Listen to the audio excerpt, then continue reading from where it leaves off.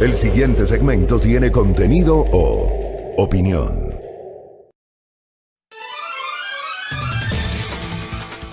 Bueno, 6:25 en la mañana. ¿Cómo están? ¿Cómo les va? Esperamos que hoy tengamos una transmisión de corrido. Crucemos los dedos de que no nos falle la parte técnica y que podamos llegar a ustedes con la señal totalmente limpia.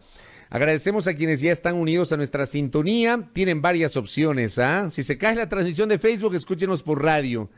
Tenemos la opción de radio a través de nuestras frecuencias en señal abierta en Pichincha, Esmeraldas y Manabí. Estamos generando nuestra señal también para Santo Domingo a través de Majestad Televisión. Saludos a nuestra enorme audiencia que tenemos en la queridísima provincia Sáchila. ¿Ah? Qué gusto saber de ustedes. Muy amables por su gentil sintonía. Igualmente a quienes nos sintonizan en el canal 3 del sistema TVNet en esa jurisdicción provincial. Estamos en www.radiomajestad.com, estamos por Facebook Live, a través de las fanpages de Majestad Radio y de Primera Plana, que es nuestro portal. Visítenlo, por favor, www.primeraplana.com.es. Saludamos también a los televidentes de Canal Star en las zonas de Sami y Tonchihue, en la provincia de Esmeraldas, que toman nuestra señal informativa y tienen la bondad de retransmitirnos. Abrazos a la distancia, e igualmente a los internautas de las plataformas digitales de la Asociación de Comunicadores Populares. Un abrazo. Acá nos dice, por ejemplo, don Byron, que siempre nos sintoniza, dice: ¿cómo es posible que para aplicar un trabajo te pidan récord policial, pero para ser candidato no importa que estés preso o prófugo? ¿Quiénes hicieron este código de la democracia? Ese tema lo planteé el día de ayer, ¿no? Un poquito sobre la necesidad de que haya una claridad respecto del ámbito de la inmunidad, defendiendo el principio de inocencia, el debido proceso, el hecho de que toda persona es inocente mientras no se demuestre lo contrario, aunque nos caiga mal, aunque pensamos que es el más grande corrupto, mientras no hay una sentencia penal condenatoria ejecutoriada, esa persona que está siendo procesada no ha perdido sus derechos políticos y de participación. Eso lo habíamos explicado el día de ayer a propósito del caso de Daniel Salcedo. A mí me parece impresentable, y lo dije en estos micrófonos ayer, me parece impresentable. Creo que la cosa debe ser clarificada en el sentido de que cuál es el ámbito de la inmunidad consagrada en el Código de la Democracia. Yo sostengo y lo ratifico hoy por segundo día consecutivo: el Tribunal Contencioso Electoral debe clarificar ese tema. A mi criterio, el principio de inmunidad debe regir desde el momento en que la candidatura quede en firme, es decir, de precandidatura se convierte en candidatura una vez que ya quede en firme, hasta el día de la proclamación oficial de los resultados electorales. Allí, en ese ámbito, debe regir el principio de inmunidad, y es sobre procesos que se podrían dar en ese lapso de la candidatura que le proteja al candidato ese principio de inmunidad. Antes, no. Después, tampoco. Ojalá que esto se clarifique. Bueno, hay varios temas para comentar el día de hoy. Ayer se generó una resolución por parte de la Corte Nacional de Justicia que estoy seguro, tanto a ustedes, a muchos de ustedes, como a quienes habla, nos sorprendió. Habrá gente que le haya sorprendido positivamente, habrá gente que le haya sorprendido negativamente. A mí simplemente me sorprendió, porque no estaba en mi presupuesto, debo decirles. Yo quiero ratificar una postura que he mantenido en estos micrófonos. Yo soy muy crítico de esto que se denomina erróneamente la institucionalidad que tenemos en el Ecuador. No creo que tengamos institucionalidad en el Ecuador, lo he dicho en varias ocasiones. Soy muy crítico de lo que está ocurriendo, no solamente ahora. No es un problema de estos 3 años y poco más de la administración de Lenín Moreno. No es exclusivo de los 10 años del gobierno anterior. Es un problema recurrente que se ha sentido con fuerza en estos 41 años de vida democrática, desde que el Ecuador retornó justamente a elecciones democráticas libres en 1979. Y Ecuador recuperó justamente la democracia. Es un problema endémico y un problema sistémico el que tenemos en el Ecuador. No hay institucionalidad en el Ecuador. Yo soy muy crítico de esto. Cuando usted, por ejemplo, no confía en la Administración de Justicia, cuando las decisiones de la Administración de Justicia están sujetas al poder político de turno, cuando las decisiones de fiscales o de jueces están sujetas hoy por hoy, en el Ecuador de hoy, a las tendencias de Twitter, o a lo que digan los medios de comunicación o los articulistas de los periódicos, no hay institucionalidad posible. El día que en este país se respete las decisiones de la Administración de Justicia, nos guste o no nos guste, respetemos los ciudadanos, los políticos, las autoridades, los medios de comunicación y los periodistas, ese día habrá institucionalidad. Mientras tanto, no existirá institucionalidad posible en el Ecuador. Ayer se tomó una decisión que, insisto, creo que no estaba en el presupuesto de nadie, y es aquella que tiene que ver con el denominado caso SECON. Mi comentario sobre este tema, de modo alguno, pretende hablar bien o hablar mal de los procesados, porque no me corresponde. Creo que he sido muy claro. Quienes me siguen desde hace mucho tiempo, les consta la postura de quien les habla. Quienes me siguen desde hace poco tiempo, quiero ratificarles mi defensa absoluta, mi respeto irrestricto a la presunción de inocencia, al debido proceso y al derecho a la defensa que cualquier procesado debe tener. Ustedes a este periodista no le van a escuchar jamás decir que fulano, sultano, mengano, perencejo es culpable o es inocente.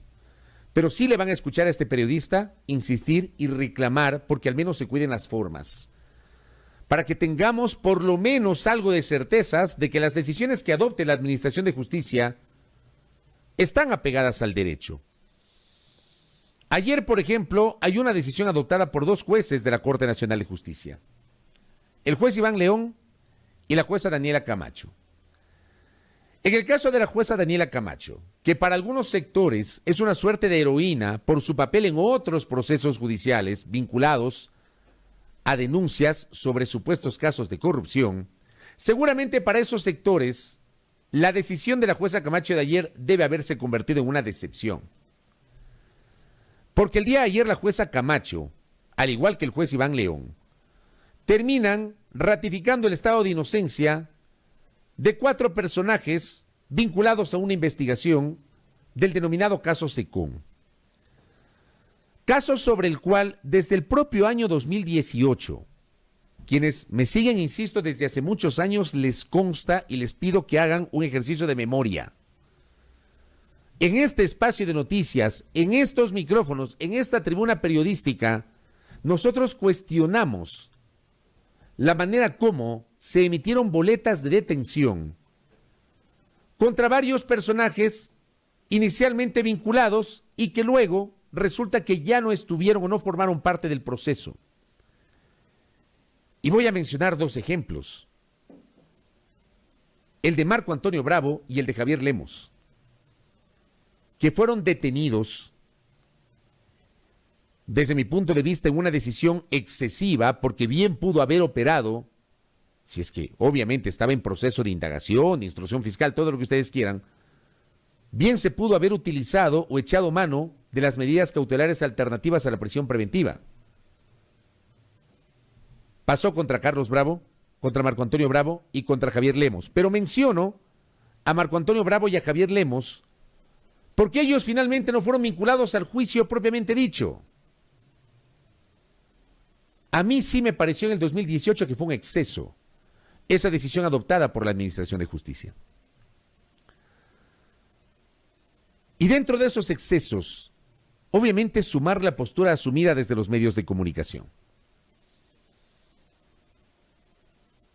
Insisto que este comentario no significa defender a una persona o exculpar a una persona per se. Este comentario apunta a entender la lógica tan cuestionable que estamos manejando en el Ecuador. En el Ecuador que, obviamente, está experimentando una necesidad imperiosa de justicia. Pero esa justicia no debe convertirse en venganza. Esa justicia debe cumplir con los presupuestos que establece la Constitución y las leyes vigentes. Esa justicia debe ser impartida, como dice la señora Fiscal General del Estado, sin temor ni favor, pero en serio. Que esa justicia no se sienta que es una persecución, ni la de antes ni la de hoy. Ni la de antes ni la de hoy. Por eso es que no confiamos en la Administración de Justicia, al menos quien les habla.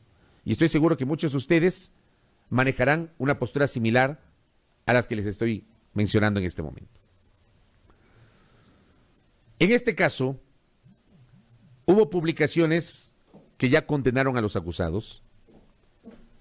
Ya se declaró la culpabilidad en estos tribunales que son los medios de comunicación, porque resulta que los medios nos hemos convertido en tribunales y los periodistas nos hemos convertido en jueces y en fiscales, sin cuidar muchas veces las formas. Porque es absolutamente legítimo que desde los medios hagamos los cuestionamientos, porque es parte del deber ser del periodismo. El periodismo tiene que ser crítico. Pero de modo alguno, los medios deben ser tribunales y los periodistas debemos ser jueces. Ya pasó con el caso del padre de Gabriela Rivadeneira. Lo comenté en su momento en este espacio de noticias. El padre de Gabriela Rivadeneira casi que fue sentenciado en varios de esos tribunales llamados medios de comunicación. Y resulta que a la vuelta de pocos meses, las cosas no fueron como originalmente se publicaron en los medios de comunicación. Y claro, como somos sobrados, como nos creemos la última Coca-Cola del desierto, que porque nos paramos frente a una cámara y frente a un micrófono tenemos la verdad absoluta y somos dueños de la verdad y no admitimos que nos critiquen, entonces se nos cae la cara de vergüenza. No, ¿cómo es posible que pidamos una disculpa? Eso no es posible. Ese es el mundo real. Que desde los medios tenemos que publicar, por supuesto, pero siempre defenderé el respeto a las formas. Las formas también cuentan, porque la forma termina siendo parte del fondo. Termina pasando eso. Sobre el caso de Alvarado, de Pablo Llanes, de Patricio Pacheco, de Carlos Bravo, resulta que ayer se ratifica la inocencia. ¿Que es una sentencia de primera instancia? Sí, que la Fiscalía va a apelar también. Pero esta decisión la toma la jueza que para algunos sectores terminó siendo la heroína. ¿Qué dirán esos sectores ahora? Porque estoy convencido que seguramente habrá quien le haya acusado a la jueza de vendida, de correísta, etcétera, etcétera, etcétera. Porque esos son los lugares comunes con los cuales nos manejamos. Y ojo, en lo personal, y voy a ser absolutamente infidente para que se entienda la naturaleza de este comentario.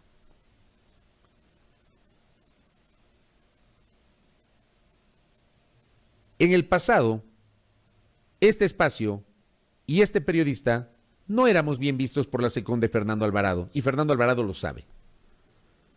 Nosotros éramos ubicados como periodistas no alineados. Este espacio y los periodistas que hacíamos y que hacemos este espacio, periodistas no alineados, dentro de la concepción de que había que alinearse, porque si no te alineas con estos absolutos, ¿no? El que no está conmigo entonces es mi enemigo. Y el entorno más cercano a quien les habla sabe que lo que estoy diciendo es la verdad. Así que yo no tengo por qué defender a Fernando Alvarado y no lo estoy haciendo. Yo defiendo principios. Defiendo el principio de la presunción de inocencia. Y ojalá que se entienda la naturaleza de lo que estoy señalando. Pasó con el caso SECON, pasó con el caso del padre de Gabriela Rivadeneira, pasa con el caso de Olavini. ¿Alguien sabe en qué estado se encuentra el caso de Olavini? De quien se dijo una serie de cosas en un primer momento. Yo quisiera saber cuál es la situación de Olavini. Si finalmente lograron determinar que efectivamente era un hacker y que tenía una relación directa con Assange. ¿Qué pasó con el caso Olavini? Sobre quien también considero hubo un exceso en el momento de dictar la medida de prisión preventiva.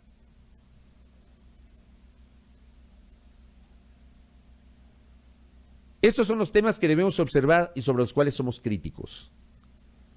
Porque, insisto, lamentablemente es la realidad del Ecuador. A la vuelta de la esquina tendremos elecciones y a la vuelta de la esquina tendremos un nuevo gobierno y una nueva asamblea y tendremos un nuevo poder político.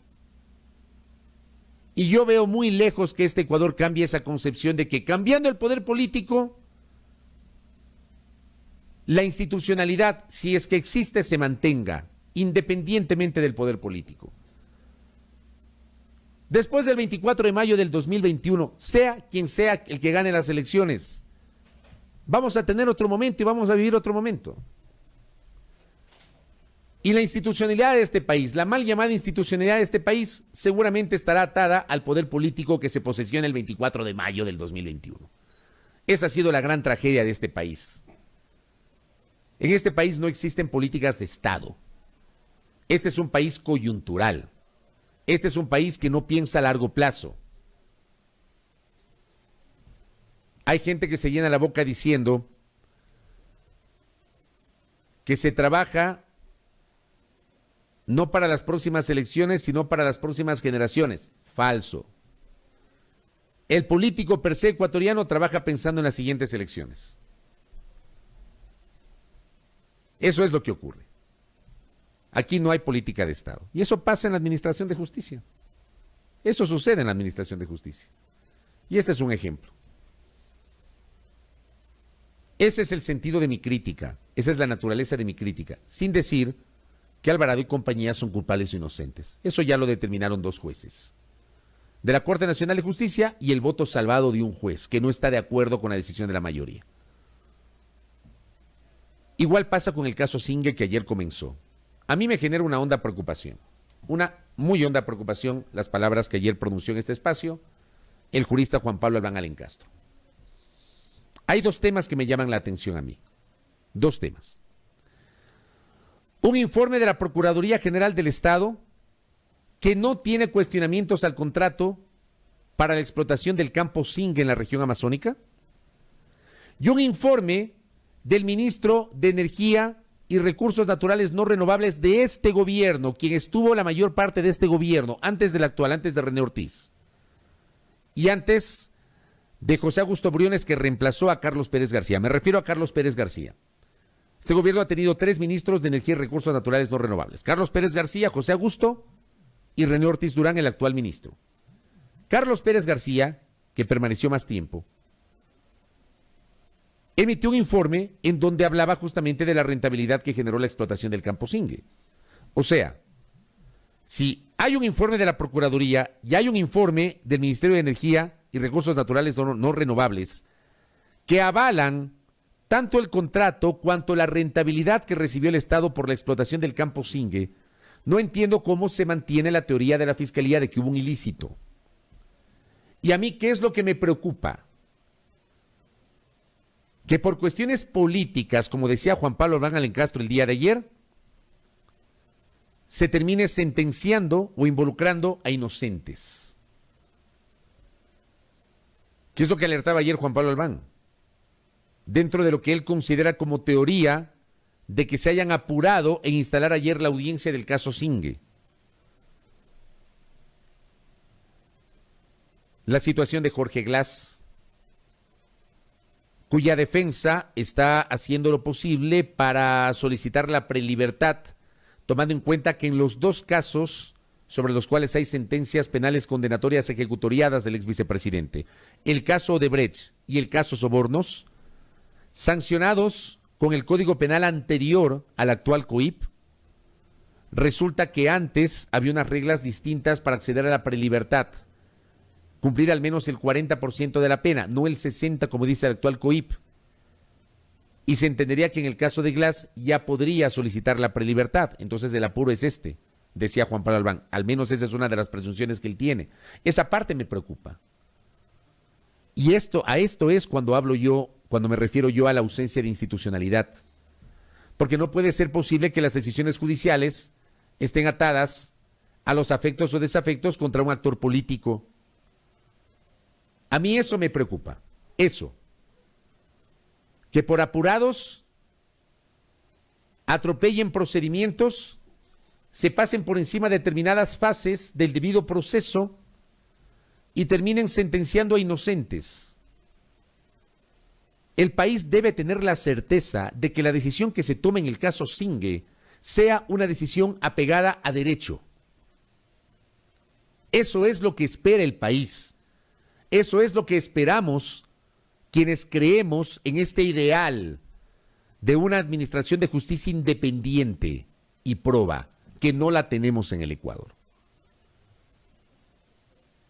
Esa es la parte que a mí me preocupa cuando se habla justamente de estos casos. Gracias, querido Andrés Reliche. Me envió la portada de Vistazo, creo que fue la del mes pasado. Claro, y en la portada de Vistazo aparece justamente con el título Justicia. Esto es una derivación de la ejecutoría del caso Sobornos 2012 y 2016, y destaca justamente Vistazo el papel de la fiscal general del Estado, Diana Salazar Méndez, y de la jueza Daniela Camacho. Y ellas aparecen en la fotografía.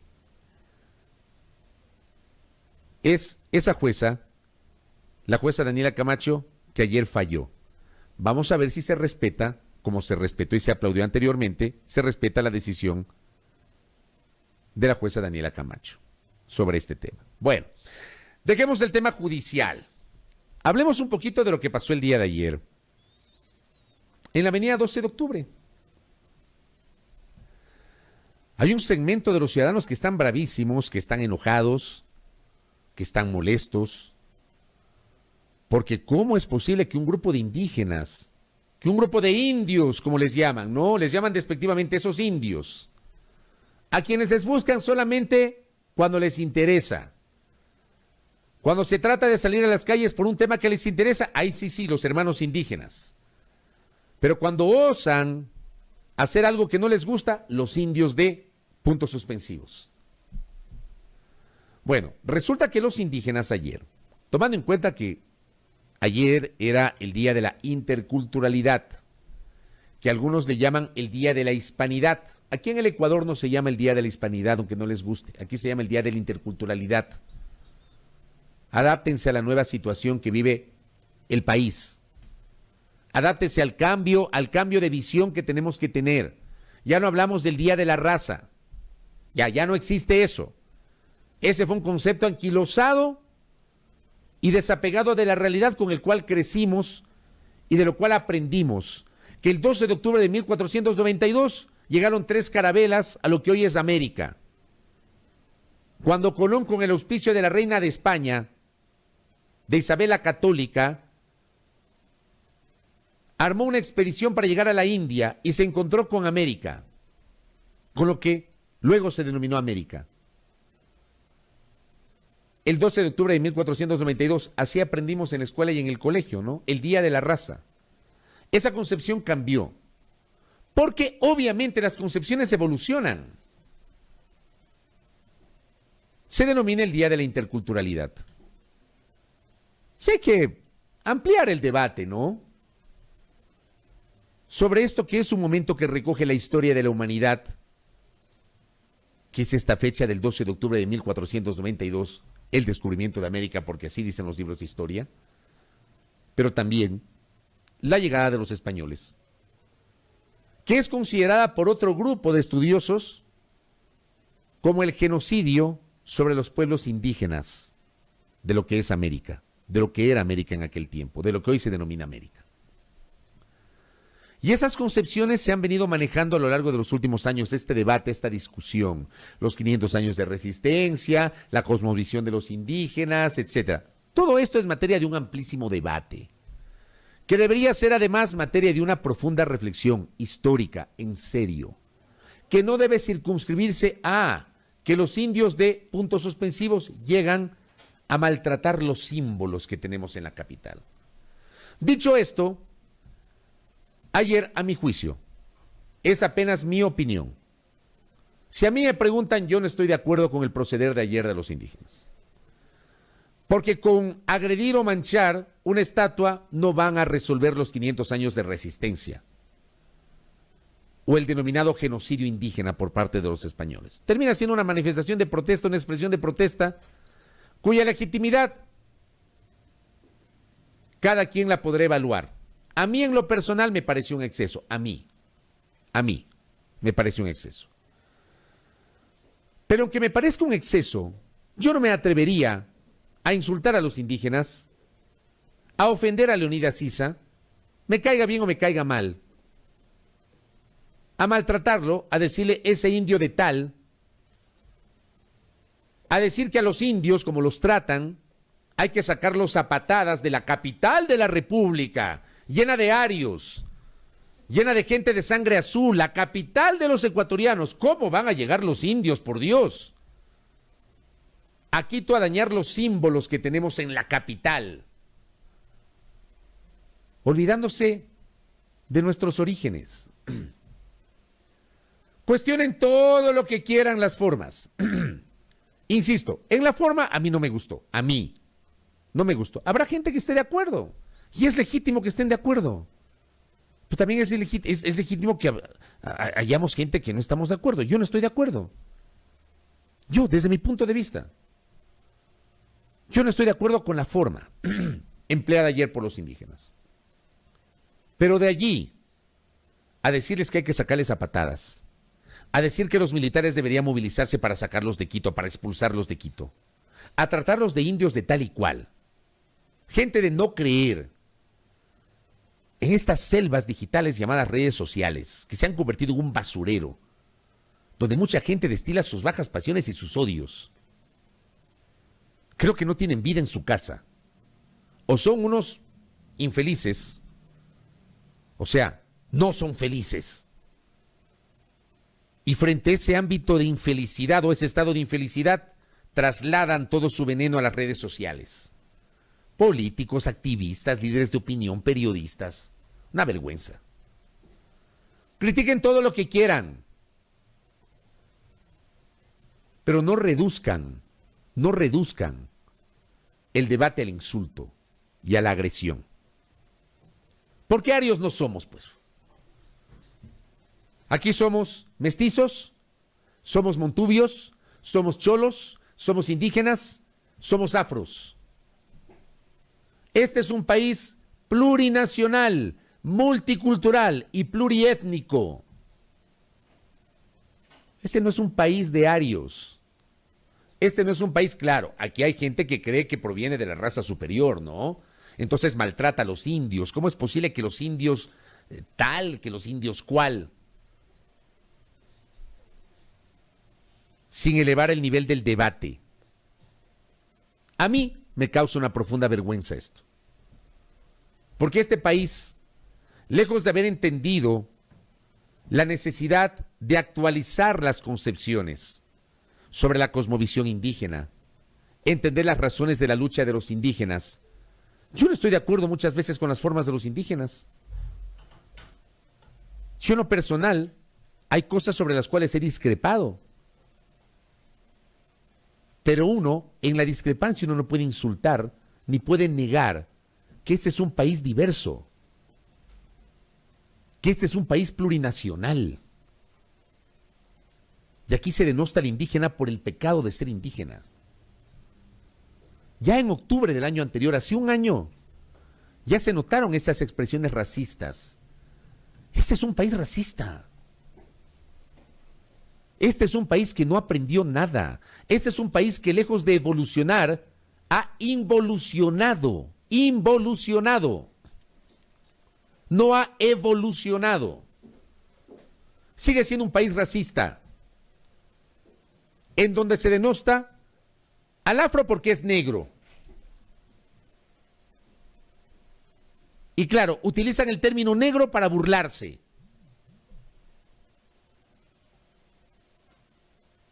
Al indígena le llaman indio de forma despectiva. Del montubio se burlan del hablado del montubio y lo minimizan. Cuando los indígenas, los cholos, los afros, los montubios son parte de nuestra idiosincrasia. Son parte de lo que somos como sociedad. Y si hay que cuestionar, porque es legítimo que la sociedad cuestione, como yo lo estoy haciendo, yo cuestiono la forma del día de ayer y cuestiono algunas formas de la protesta del año anterior. Y muchas veces cuestiono la poca receptividad que cierta dirigencia indígena tiene. Como también cuestiono a ratos la doble moral y el doble discurso de ciertos dirigentes indígenas, que durante muchos años de su vida dizque eran de izquierda y luego terminaron aliándose con la derecha. Pero yo no me atrevería de modo alguno a insultar al indígena porque es indígena y decir indio de tal. Eso es lo que pasó el día de ayer. País racista, racista. Eso es el Ecuador, un país racista. El Ecuador es un país xenófobo, xenófobo. Con la crisis de los venezolanos, aquí este país desató toda una corriente de xenofobia contra los venezolanos y contra los cubanos. Sin entender que es un problema social que debe tener un tratamiento. Por supuesto que tiene que tener un tratamiento. Pero aquí automáticamente se asocia al venezolano o al cubano con un hecho delincuencial. Como cuando los racistas asocian al afroecuatoriano o al negro con un hecho delincuencial, porque así es. Ese es el Ecuador, esa es la sociedad ecuatoriana. Una sociedad que es homofóbica, que critica, que cuestiona, que se burla de los LGBTI y que no respeta y que no entiende la diversidad. Un país regionalista. Un país regionalista. Yo reniego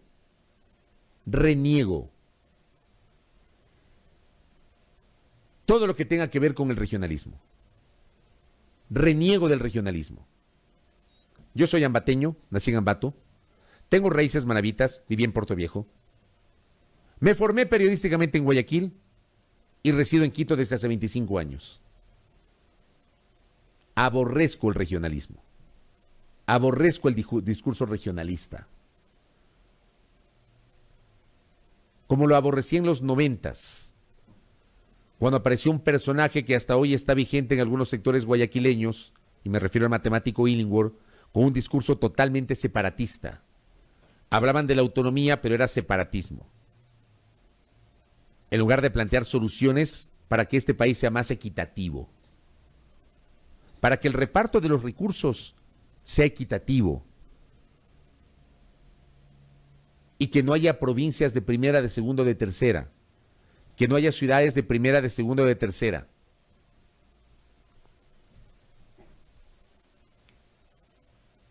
Ese es el país que tenemos que condenar.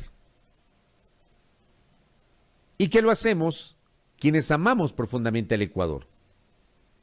Yo amo profundamente este país, con todos sus defectos.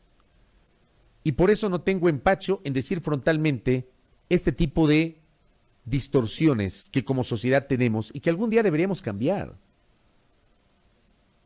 Algún día deberíamos debatir en serio. ¿Por qué es un país racista? Si es un país plurinacional, multiétnico, diverso, pluricultural. ¿Por qué?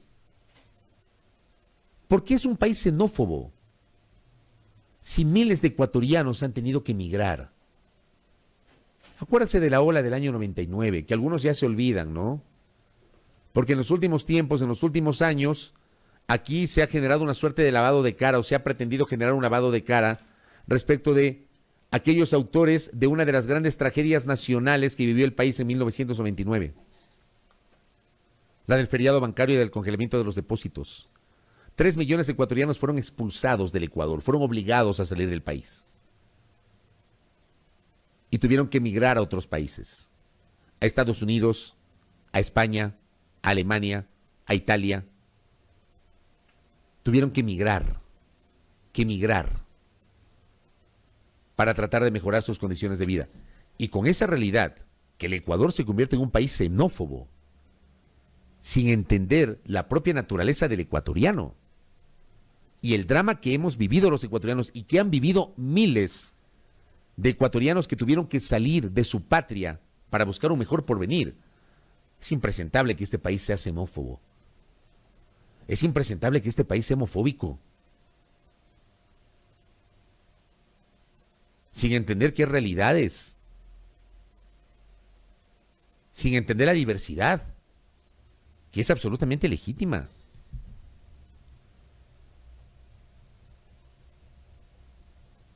Uno busca y uno aspira a que la sociedad comprenda que de modo alguno esta sociedad va a ser perfecta, porque no cabe, no existe la sociedad perfecta. Pero sí una sociedad donde se respete el pensamiento ajeno, donde se respete la diversidad.